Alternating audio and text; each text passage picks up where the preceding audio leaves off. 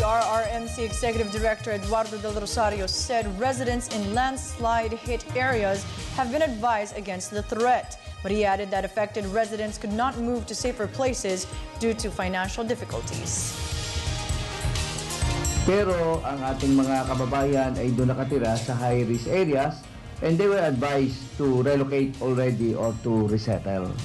But the problem is because of their financial considerations, they could not resettle themselves and transfer to a new site. So ang ginagawa na lang natin dito is pre-evacuation. Kapag mayroong mga advisories, we expect na yung mga naninirahan ditong mga residente ay mag-conduct ng pre-evacuation to secure themselves and secure their families. Pero po itong sa incident, hindi po sila kumilos kaagad despite the warning ng Pag-asa na dito magkakaroon ng tuloy-tuloy na pag-ulan.